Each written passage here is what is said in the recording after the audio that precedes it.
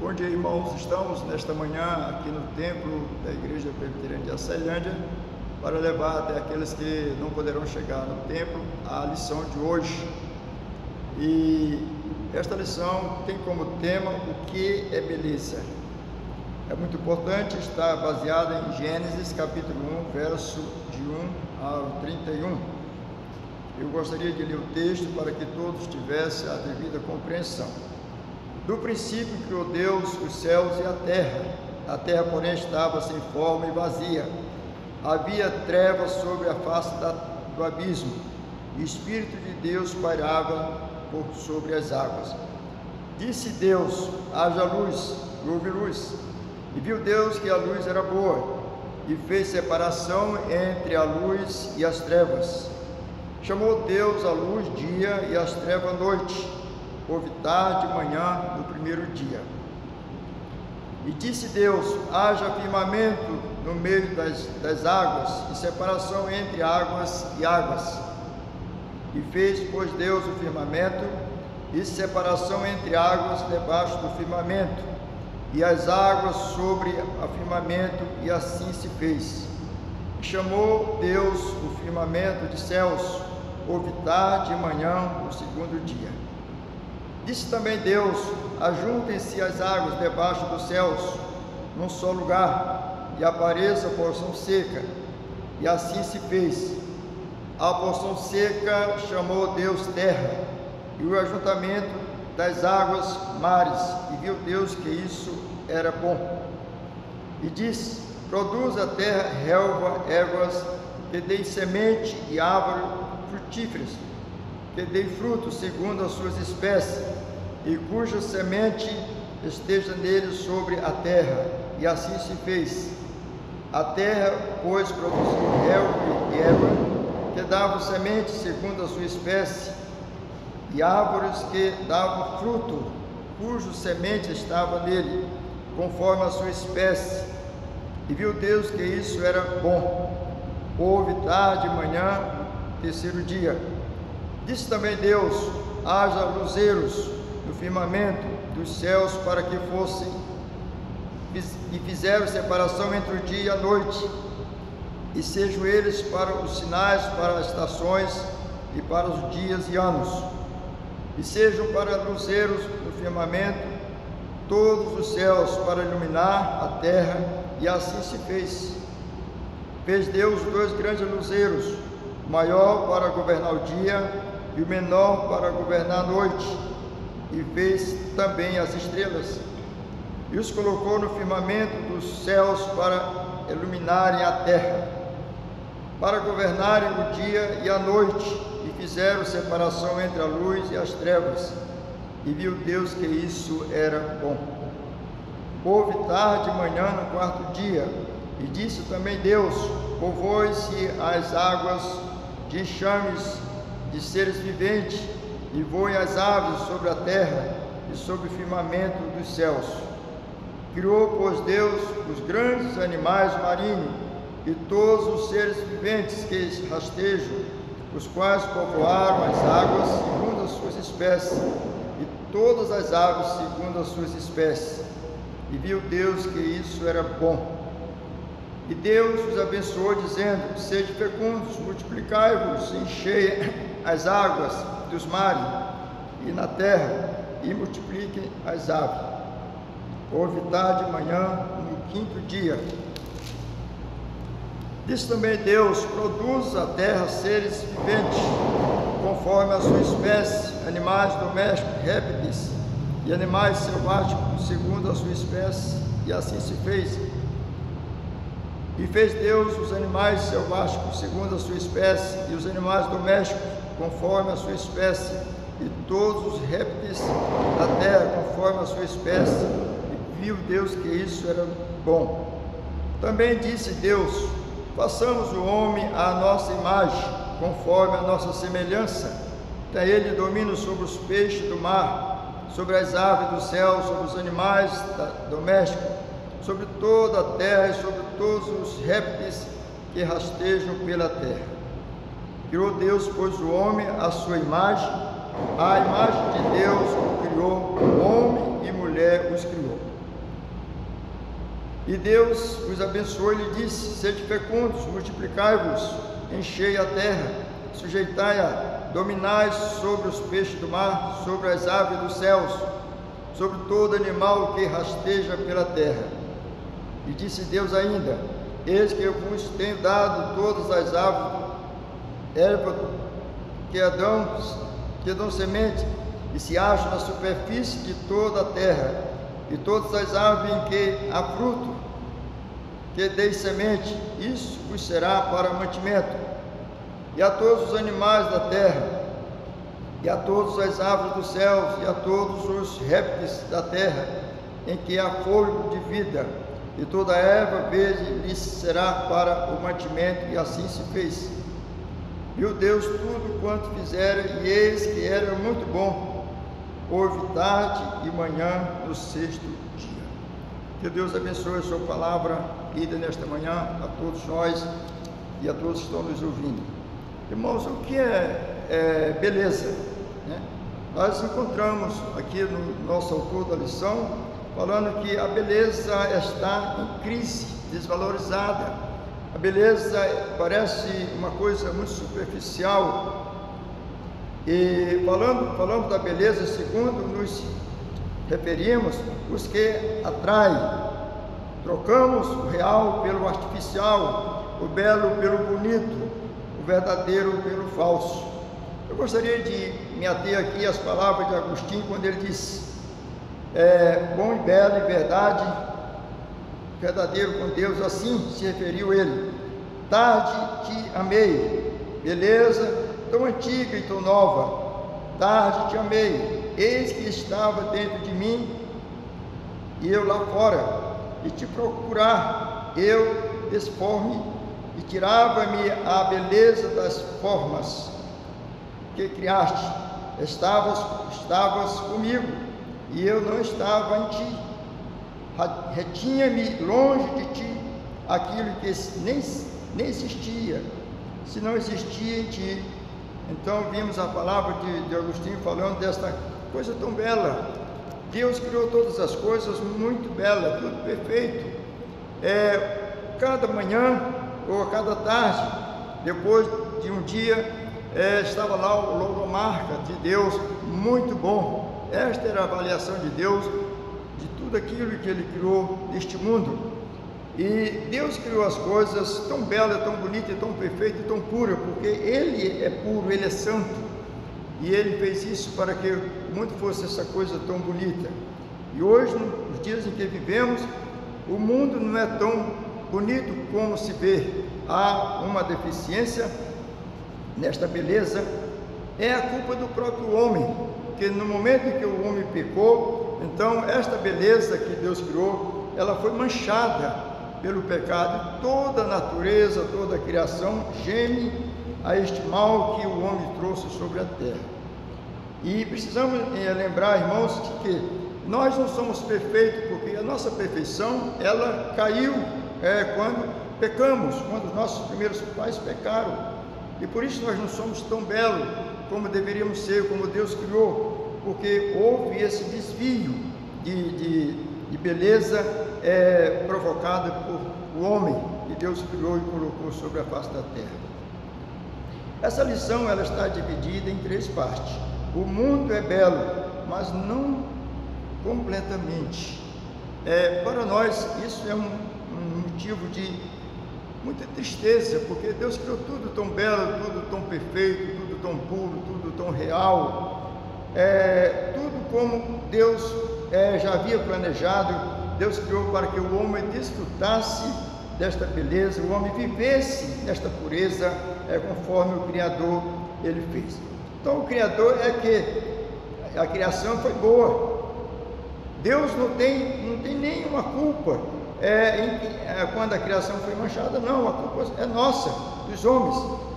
E é por isso que devemos sempre, irmãos, olharmos para as coisas de Deus e sempre vamos achar belos, porque são belos, mas era muito mais belo quando Deus as criou.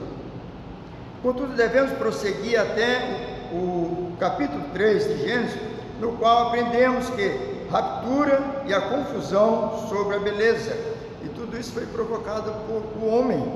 quando o homem caiu, a natureza também, ela deixou de ser aquela coisa tão bela que Deus fez com tanta perfeição. E a cada dia que ele findava, Deus dava ali a sua avaliação para aquilo que ele tinha criado. O efeito cósmico da queda de Adão se estendeu até o mundo natural, de modo que antes só podia dizer verdade, agora engano. Então vejam que aquilo que era verdadeiro, aquilo que Deus fez verdadeiro, depois da queda se tornou para muitos engano. Somos advertidos de que aquilo que é um deleite para os olhos pode muito bem ser feiura. Somos atraídos pelo fruto proibido de uma cultura corrompida e decaída. Essa é a tendência humana depois da queda. Então nós precisamos a cada dia entender que aquilo muitas vezes que nós achamos belo, ou dissemos que é belo, não é tão belo como foi criado, porque está lá a mancha do pecado, está lá aquilo que o pecado trouxe em toda a criação, em toda a raça humana. E às vezes reclamamos desta coisa que aconteceu, mas somos os culpados. E nós podemos ver que no capítulo 1 de Gênesis, temos a perfeição da ordem da criação, bom, belo, verdadeiro, real, harmônico. Agora, porém, essa unidade foi rompida, mergulhamos na confusão e na rebelião. Esta é a grande herança da queda dos nossos primeiros pais. Aquilo que era tão belo deixou de ser tão belo e passa agora a ser algo que muitas vezes olhamos com certa tristeza, porque somos culpados daquilo. Existe um versículo, um vestígio de beleza da criação em que proclamamos a todos acerca da realidade de Deus. Apesar disso, porém, os seres humanos são dados à corrupção, porque muitas vezes o ser humano analisa uma beleza no sentido de que ele vai usar esta beleza para corromper as outras pessoas e até ele mesmo. Porque muitas vezes é distorcido aquilo que deveríamos encarar com realidade. E nada neste mundo é belo, porque o pecado ele trouxe esta mancha. E de certa forma nós convivemos com isso todos os dias, apesar de que toda a natureza é tão bela, mas Deus fez muito mais bela, muito mais perfeita do que nós temos hoje. A obra da redenção tem um significado cósmico. Aquilo que foi corrompido pelo pecado será restaurado, conforme Apocalipse 21, de 1 a 7. Temos afinal a história: eis que faço novo todas as coisas. Então a promessa de Deus é restaurar esta beleza que Ele criou, é restabelecer tudo aquilo que Ele fez no início, de tão belo e tão importante que nossos olhos não contemplaram, mas com certeza pela promessa de Deus, um dia vamos contemplar esta beleza real, verdadeira e pura, conforme Deus criou neste mundo. É importante, irmãos, que quando a beleza fala da Nova Jerusalém, refletida na linguagem de uma grande cidade construída com pedras preciosas, uma grande cidade bela, onde todos os salvos vão viver e vão contemplar a beleza pela qual Deus criou todas as coisas. É bom lembrarmos de que esta beleza ela vai existir aos nossos olhos como ela foi criada, e não esta beleza que nós vimos hoje, não isso que às vezes enche os nossos olhos, e quando nós olhamos para a criação, não é o perfeito que Deus criou. Por quê? Porque o pecado mexeu com isso. E assim a cosmovisão cristã nos explica, porque o mundo é belo, mas não totalmente. Se pudéssemos ver este mundo belo como Deus criou, se pudéssemos contemplar este mundo tão belo, tão perfeito que Deus criou, seria uma coisa maravilhosa. Mas no momento nós não podemos fazer isso. O que nós podemos é caminhar nesta promessa de que um dia com o Senhor nós veremos aquilo este mundo, as coisas como Deus criou, na beleza como Deus fez. O mundo agora está gemendo sobre o efeito do pecado, da ira, do julgamento de Deus. Isso nos explica muita coisa, inclusive furacões, terremotos, maremotos, peixes peçonhentos, plantas venenosas. Todas essas coisas elas existiam depois da queda do homem. Antes tudo isso era muito belo, tudo era perfeito.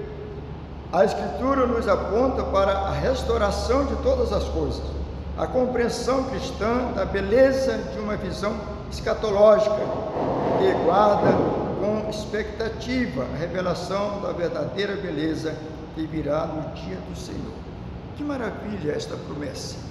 Quando todos nós que somos servos de Deus, nós um dia vamos contemplar aquilo que Adão contemplou quando ele foi criado, aquilo como Deus fez todas as coisas. E porque Deus é verdadeiro, Deus é puro, e Ele fez tudo muito puro, muito verdadeiro e santo.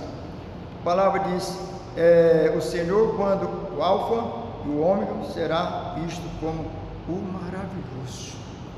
É importante, irmãos, aqui mostrar para todos que como gostaríamos de ver esta beleza como Deus criou, mas um dia veremos, porque esta é a promessa de Deus, restaurar todas as coisas, o novo céu e a nova terra, aonde aqueles que estão com o Senhor possam contemplar a verdadeira beleza, possam contemplar a real, o poder de Deus em criar todas as coisas, e especialmente o homem, como Deus criou, imagem e semelhança conforme o Senhor.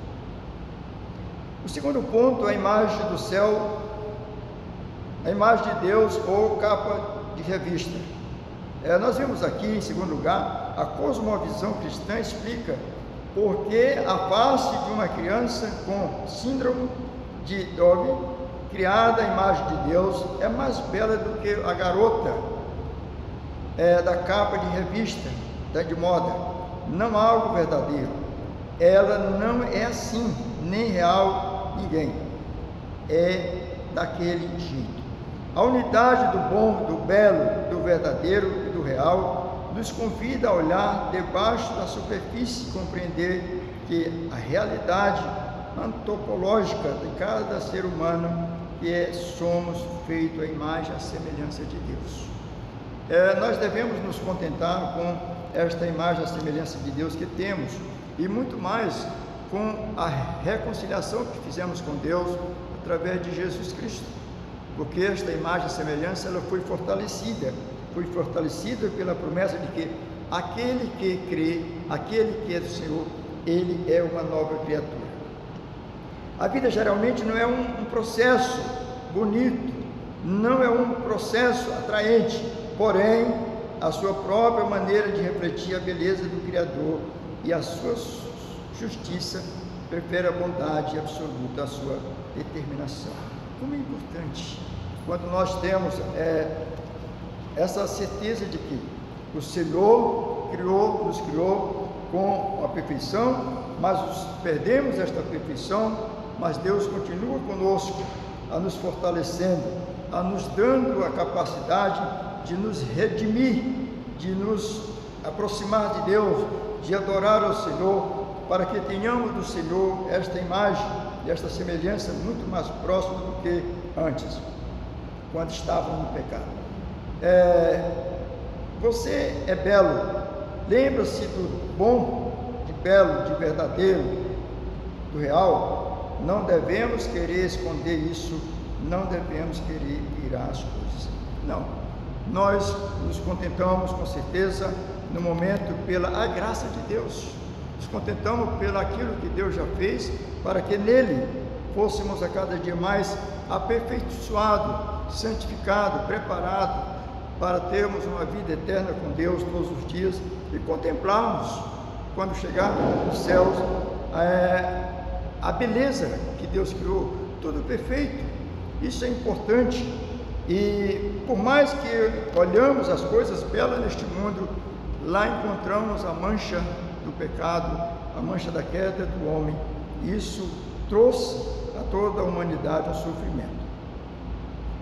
O terceiro ponto é bela e não trágica. A cosmovisão cristã e a visão cristã da beleza explicam, por exemplo, que o mundo é belo, mas não tanto, porque nos rostos de uma criança com síndrome de Down é mais belo do que o rosto do modelo de revista de moda. Mas, em terceiro lugar, a compreensão cristã da beleza explica porque a cruz é bela e não trágica. Nós vimos que a cruz, ela é o símbolo do cristianismo. A cruz, aonde Jesus foi crucificado, olhando pelo aspecto humano, foi um negócio terrível e uma coisa difícil de aceitar. Mas ali está uma morte bela, uma cruz onde foi pendurado o nosso Salvador, que deu a sua vida por nós para nos libertar das trevas, nos libertar do pecado e nos fazer novamente um novo homem, criado segundo a imagem e a semelhança de Deus. Então é importante lembrar de que esta beleza é direcionada para aquele que é belo e belo a sua cruz. E sempre quando nós olhamos para a cruz, nós lembramos que ali estava o Filho de Deus pregado, quando ele clamava ao Pai e dava a sua própria vida a todos os homens, todos os pecadores, para que nele fôssemos salvos, reconciliando, convertendo e nos arrependendo dos nossos pecados. A cruz não havia nada de bonito, era muito feio dentro do aspecto humano, mas estava ali belo, a promessa de Deus sendo cumprida para resgatar o homem das trevas, do pecado, e trazer este homem novamente a reconciliar-se com Deus. É uma promessa que Deus fez aos nossos primeiros pais ali no Éden, uma promessa de resgate, uma promessa de reconciliação, uma promessa de salvação. Em 2 Coríntios capítulo 4, verso 6, Paulo disse: porque Deus que disse, das trevas resplandecerá a luz, Ele mesmo resplandeceu em nosso coração, para a iluminação do conhecimento e da glória de Deus na face de Jesus Cristo. Que maravilha, irmãos! Vejo que Deus cumpriu a sua promessa. Deus entregou o seu Filho para morrer em nosso lugar. Deus permitiu que o seu Filho fosse crucificado ali numa cruz, para que através desse sofrimento, desse sacrifício, tivéssemos de volta a nossa comunhão, o nosso relacionamento com Deus, tivéssemos de volta a nossa adoração fosse aceita por Deus, e assim fôssemos salvos pelo sacrifício de Cristo na cruz. A palavra de Deus diz: assim nós que fomos chamados à fé, chegamos ao conhecimento do Senhor Jesus como Salvador, e com que fomos transformados pela graça de Deus, agora vemos Cristo, o Cristo e sua cruz como belos. Que maravilha! Não há nada neste mundo que a gente possa fazer para que possamos dizer: Senhor, muito obrigado por isso. A única coisa mais importante que devemos fazer, o pecador precisa fazer, é ouvir a palavra do Senhor, reconciliar-se com Deus, através do arrependimento e da conversão, para que se torne um filho de Deus. Volte para o Senhor enquanto é tempo, porque esta é a coisa mais bela que acontece na face da terra, a coisa mais bela que acontece hoje entre um pecador e Deus, Jesus Cristo, é a reconciliação. E esta reconciliação, ela é importante. Então, quando olhamos todas as belezas que vemos no mundo, tudo que está aí, eu diria para todos vocês nesta manhã, a coisa mais bela que você pode fazer e deve estar fazendo é continuar servindo o teu Deus, o adorando, o glorificando na beleza da sua santidade. É a coisa mais importante que temos, é a coisa fundamental nas nossas vidas. Por isso devemos todos os dias colocar os nossos joelhos no chão e agradecer esse Deus tão grande, tão maravilhoso, que nos amou de tal maneira que permitiu que o seu Filho fosse numa cruz pregado, para que nele tenhamos a salvação em Cristo Jesus. Muito Muito obrigado, que Deus nos abençoe. Amém.